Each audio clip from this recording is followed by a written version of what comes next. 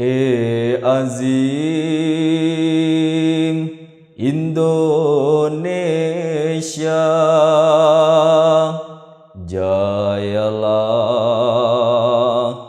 Indonesia.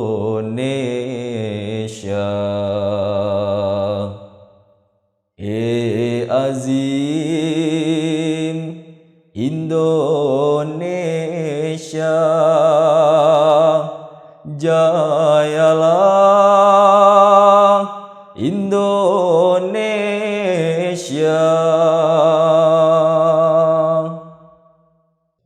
Assalamualaikum warahmatullahi wabarakatuh. Pemirsa dimanapun Anda berada, berjumpa kembali bersama kami dalam program diskusi channel Tasyakur 100 Tahun Online. Pada episode ini kita kembali akan mengkaji dan membahas salah satu buku karya pendiri Ahmadiyah, Hadrat Mirza Ghulam Ahmad alaihissalam, dengan judul Pemerintah Inggris dan Jihad. Bersama kita telah hadir dua orang narasumber yang tentunya tidak asing lagi bagi kita, yakni Bapak Eki Sabandi dan Maulana Lutfi Julian Putra. Assalamualaikum warahmatullahi wabarakatuh, Bapak. Terima kasih atas kehadirannya di studio. Tentunya dengan kajian buku yang baru, Pak, yakni Pemerintahan Inggris dan Jihad. Mungkin Pak Eki bisa sampaikan kolase dan latar belakang dari penulisan buku ini. Silakan, Pak. Judul dalam bahasa Urdunya itu adalah Government Angrezi or Jihad, atau British Government and Jihad bahasa Inggrisnya. Itu ditulis tahun 1900. Bukunya nggak tebal, cuma 52 halaman ya. Itu diterjemahkan oleh Maulana Fadil Nuruddin. Dicetak itu pada bulan Januari 2019 ya. Jadi dalam buku Pemerintah Inggris dan Jihad ini dilatar belakangi oleh kegundahan Hadrat Masih Maud alaihissalam. Beliau menyebutkan daerah perbatasan, tapi yang dimaksud di sini adalah perbatasan antara Hindustan dengan Afghanistan sekarang. Ya,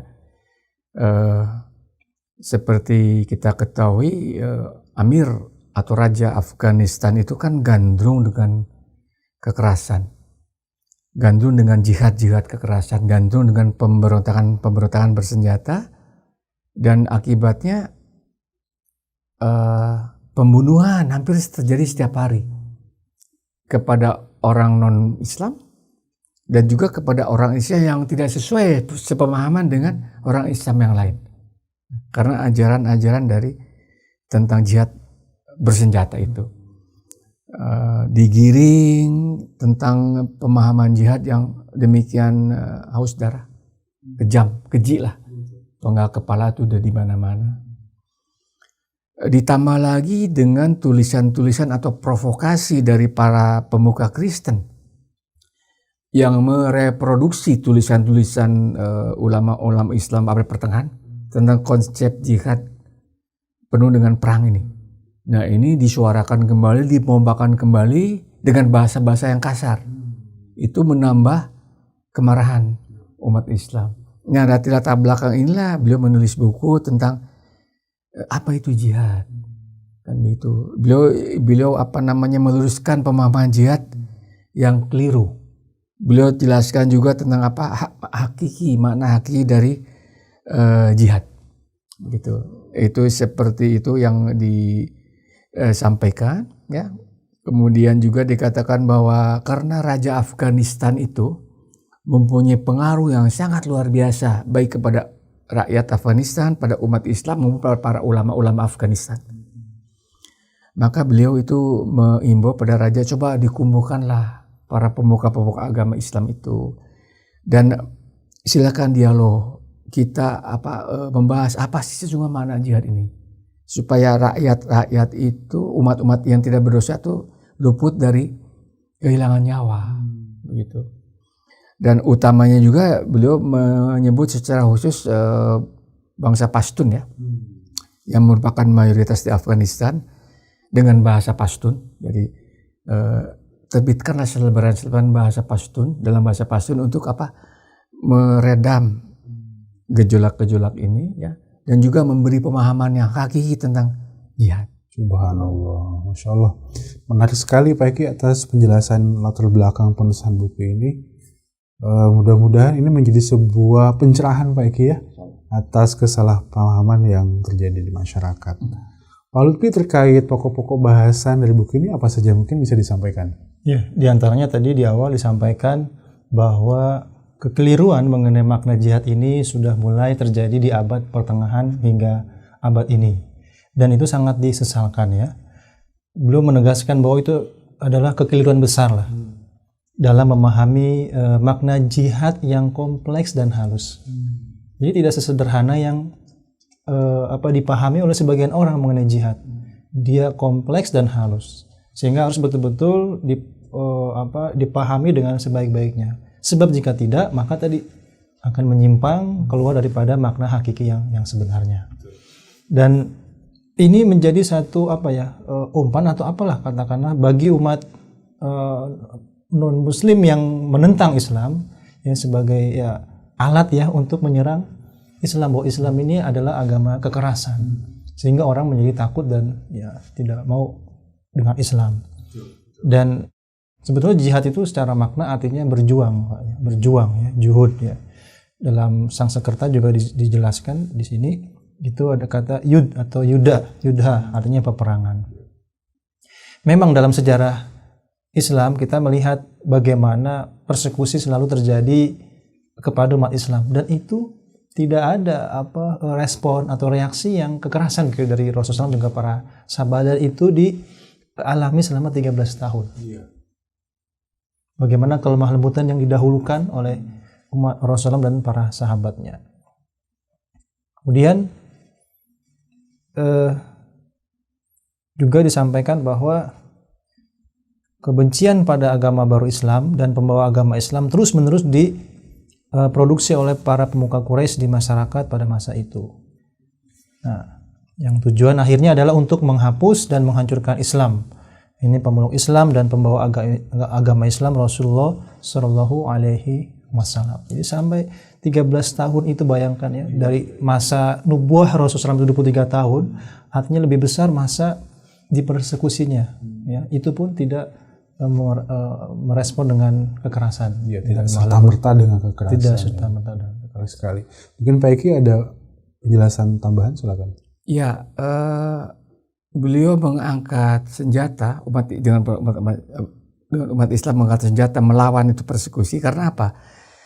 Karena walaupun beliau sudah hijrah dari Mekah ke Madinah, beliau hidup bersama dengan umat-umat yang lain yang berbeda agama. Ini kaum Quraisy Mekah ini masih tetap kekeh, pengen menghancurkan kekuatan baru ini, ya begitu.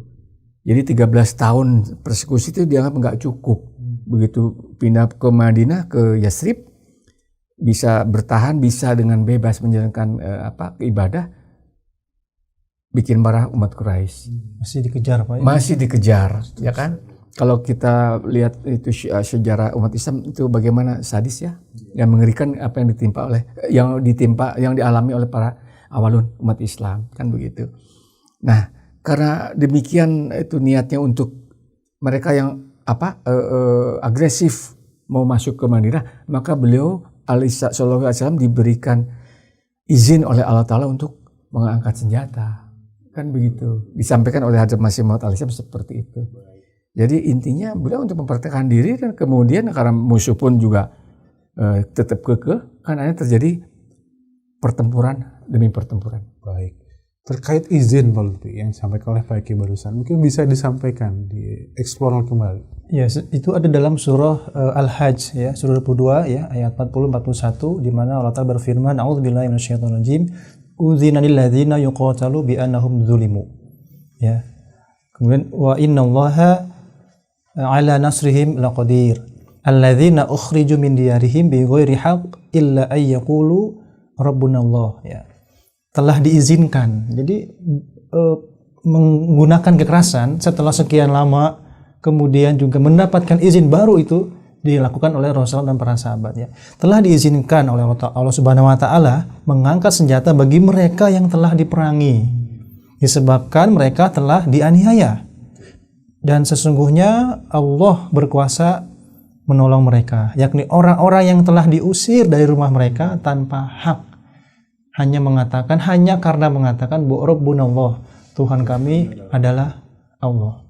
Jadi sangat tidak beralasan para penentang Islam berusaha untuk melenyapkan Islam, gitu ya. Dan beliau menjelaskan di dalam kitab ini, perintah ini itu berlaku khusus, Pak, waktu tertentu saja. Sayangnya, ya, beliau menyampaikan para cendekia Islam di kemudian hari memberi tafsir secara keliru pada ayat ini, seolah membunuh orang yang tidak berdosa adalah perbuatan baik. Artinya tidak ada waktu, begitu ya, kapanpun, anytime. Sedangkan tadi penghususan, ya. Selanjutnya beliau menyampaikan bahwa orang Kristen keliru menjelaskan hak Tuhan, sedangkan umat Islam keliru menjelaskan hak manusia. Beliau juga jelaskan para ulama Islam terus-menerus melakukan propaganda ajaran pertumpahan darah ini. Mereka menyebut bahwa Hindustan ini sebagai Darul Harb atau wilayah perang. Ya, karena ulamanya terus mempropagandakan ini, sehingga tentu umatnya akan bersikap selaras dengan para cendekianya atau para ulama, sehingga tidak heran ketika umat Islam dijumpai beberapa mereka yang keras, gitu, Pak. Iya. Pemahamannya. Baik, Pak Eki mungkin ingin menambahkan pembahasan. Ya, kalimat bahwa orang Kristen keliru menjelaskan hak Tuhan, itu kaitannya dengan mentuhankan Yesus. Ya kan? Ini udah hak sebagai insan, sebagai Rasul menjadi dipertuhan. Sedangkan dikatakan bahwa umat Islam keliru menjelaskan hak asasi manusia. Umat Islam sangat mudah untuk menghilangkan nyawa umat manusia yang tidak sepaham, yang tidak berdosa sekalipun. Nah, beliau jelaskan dua kekeliruan ini harus dikoreksi. Satu itu. Kemudian juga dikatakan bahwa beliau jelaskan konsep jihad yang dengan kelembutan, kecintaan, dan kesantunan. Ulama Hindustan bukannya merespon dengan positif, malah marah. Marah dengan konsep seperti ini. Kenapa marah, Pak? Bagi mereka mungkin hal yang aneh. Mindsetnya, backmindnya tuh ada dalam peperangan demi peperangan. Coba kalau kita lihat, ya, maaf ya, kita buka sejarah, ya, peperangan katakanlah perang salib, ya kan, yang memakan waktu 100 tahun lebih bahkan, atau peperangan di Jazirah, ya kan. Sebenarnya kan kalau kita perhatikan betul, awalnya kan peperangan atas sesama umat Islam, ya kan. Ketika Rasulullah SAW wafat juga udah terjadi antar umat Islam kembali lagi pada zaman-zaman kabilah-kabilah, kan begitu. Apa yang mereka namakan itu atas nama jihad, itu kan politik, Pak. Betul. Cari dukungan, ya. Betul. Juga ketika terjadi perluasan Islam, katakanlah perluasan Islam ke Persia, ke Hindustan, ke Afghanistan, atau kemudian ke Eropa Selatan, ini sesungguhnya apa? Apakah karena itu memang mau penyebaran Islam kok dilakukan dengan peperangan? Ini ada unsur politik, ada unsur pengaruh kerajaan-kerajaan. Ini kalau kita mau jernih, ya, begitu. Karena kalau itu jihad itu pertama disampaikan oleh beliau itu harus dengan perintah imam. Iya. Imam yang mana? Masa imamnya banyak? Saling-saling semua imam mengatakan jihad dengan peperangan. Kemudian kedua, ada perintah dari siapa? Apakah ada perintah dari Allah Ta'ala? Dan ketiga yang paling penting, kita boleh hitungan senjata kalau ketika Islam itu mau dihancur luluhkan, baru kita angkat senjata. Bukan kita angkat senjata karena kita mau memperoleh kekuasaan politik. Gitu. Itu yang boleh saya sampaikan. Kenapa para ulama Hindustan itu marah dengan ajaran jihad yang beda dengan apa yang dalam backmind mereka. Kemudian juga dikatakan dalam surat Muhammad ayat 5, ya. Al-Quran juga telah menjelaskan kok bahwa perang akan meletakkan bebannya, ya. Jadi itulah terkait dengan kedatangan Imam Mahdi yang akan menghapuskan perang. Ya, beliau jelaskan seperti itu, ya. Beliau juga tegaskan bahwa singkatnya Islam itu memiliki kelebihan dari agama lain dalam hal kesabaran, dalam hal menolak kejahatan, dan bagaimana ajaran-ajaran akhlak mulia. Itu yang beliau jelaskan, ya. Luar biasa. Jadi Pak Lutfi tadi ketika di awal Pak Lutfi mengatakan ini suatu hal yang kompleks dan sangat halus, tapi alhamdulillah dengan penjelasan tadi sangat menarik. Mungkin apakah masih ada Pak Lutfi bahasan beliau dalam buku ini terkait jihad tersebut? Iya, masih ya. Dan sebagai impact-nya ya beliau beberapa kalangan menuduh ya beliau ini ya terlalu dibalik pemerintahan Inggris gitu ya, dan memuji-muji pemerintahan Inggris, padahal itu ada sebabnya ya. Sebabnya itu ada di sini, ada di halaman ya 16 sampai 17 ya. Kenapa Hazrat Masih Masalam itu berterima kasih kepada pemerintahan Inggris. Nah, beliau menyatakan di sini, mengapa para ulama tidak melarang mereka dari gerakan-gerakan kriminal yang mencemarkan nama Islam? Orang-orang Islam begitu tenang beribadah di bawah pemerintahan Inggris. Ini, ya, catat ya. Apakah ada orang yang dapat membandingkan keadaan saat ini dengan keadaan di zaman pemerintahan orang Sikh? Sekarang pun masih banyak orang yang dapat menjadi saksi bagaimana keadaan umat Islam di zaman pemerintahan orang Sikh. Sekarang mereka harus memberitahu bagaimana kondisi umat Islam dan agama Islam pada saat ini jika dibandingkan dengan masa yang diperintah oleh Raja Sikh. Jadi di sini poin utama adalah kenapa berterima kasih dan memuji pemerintahan Inggris, karena pemerintahan ini lebih baik daripada pemerintahan sebelumnya, di mana pemerintah memberikan kebebasan kepada umat beragama, terutama umat Islam, untuk beribadah sesuai dengan keyakinannya begitu. Ini alasan kenapa beliau berterima kasih, karena sebagaimana manusia bersyukur kepada manusia. Ya, ketika kita berterima kasih ya harus, ketika orang berbuat baik kepada kita harus terima kasih gitu kan, hal yang alami lah dan wajar lah. Pak Eki ingin menambahkan terkait pokok bahasan lanjutannya? Ya, beliau udah sampaikan secara wacana ya, diskursus bagaimana itu konsep jihad yang harus dekonstruksi, kan begitu. Beliau juga imbau pada ulama Islam supaya pelajari lagi jihad ini. Dan bagaimana penerapannya pada zaman itu ya di Nusantara satu. Beliau juga menghimbau juga pada para pendeta yang memprovokasi dengan bahasa-bahasa yang kasar, melecehkan tentang jihad ini. Jadi begini, pemerintah Inggris itu adil, ya, itu dirasakan oleh umat Islam.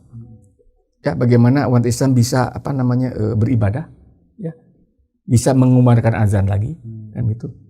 Tapi di satu pihak juga kebebasan tadi juga dinikmati oleh mereka yang penyerang Islam.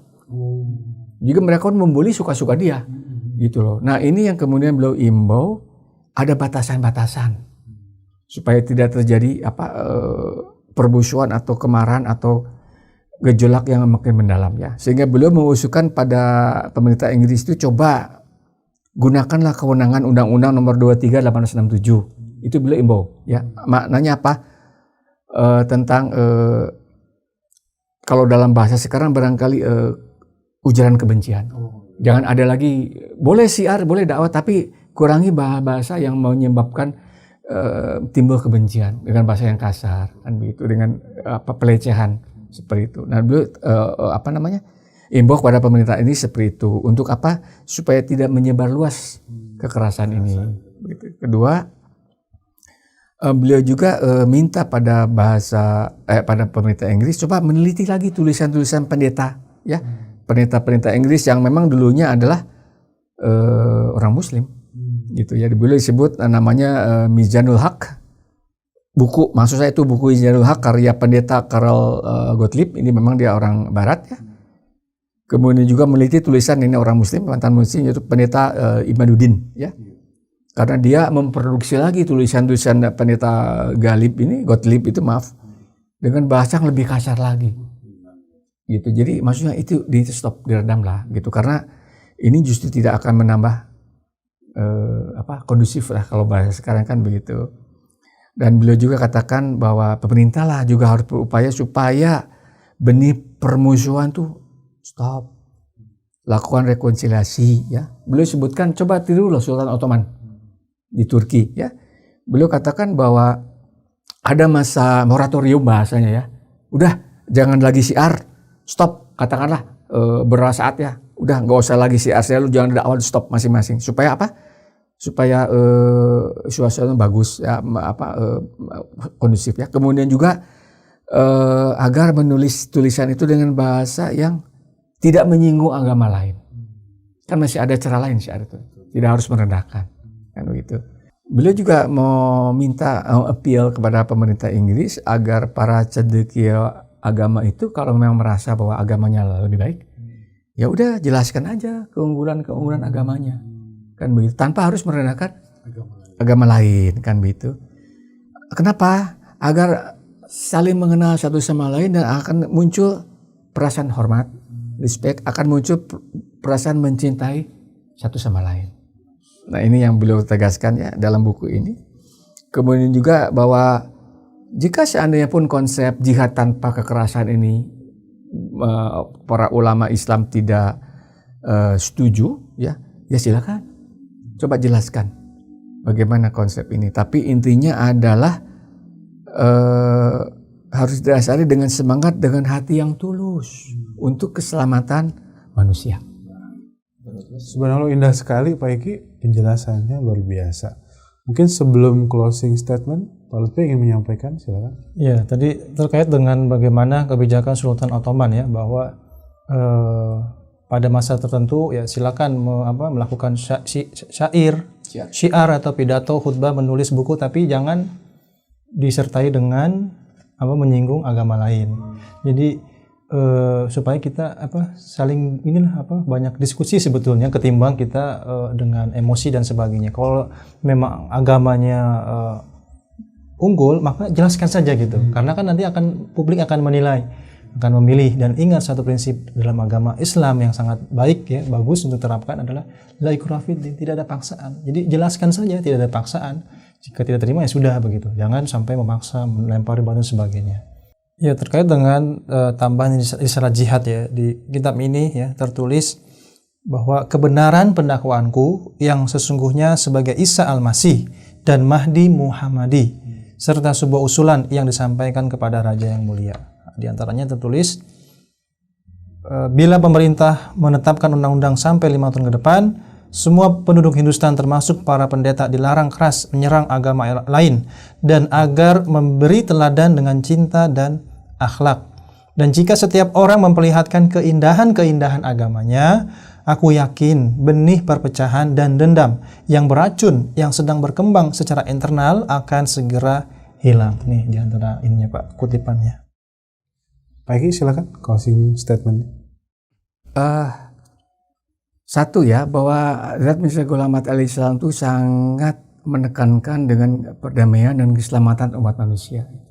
Dengan lekram sekalipun memang di dalam buku ini beliau katakan tidak ada saya permusuhan pribadi.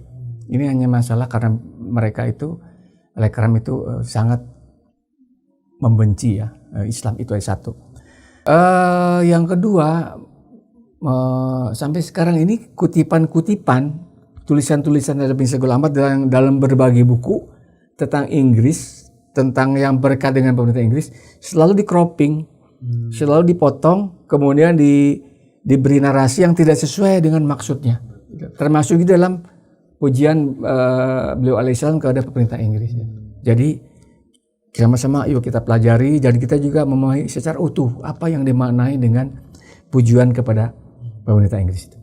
Terima kasih Bapak-Bapak atas penjelasannya yang sangat luar biasa dan sangat-sangat mencerahkan. Mudah-mudahan kita dapat berjumpa dalam episode yang akan datang. Baik. Pemirsa dimanapun Anda berada, demikianlah kajian kita atas buku Pemerintah Inggris dan Jihad karya Hadrat Masih Maud alaihissalam. Mudah-mudahan banyak ilmu, banyak pencerahan yang dapat kita raih dan tentunya meluruskan pandangan jihad yang keliru saat ini. Mudah-mudahan kita dapat berjumpa dalam episode yang akan datang dengan kajian buku-buku yang lainnya. Jazakumullah khairan jazaa. Wassalamualaikum warahmatullahi wabarakatuh.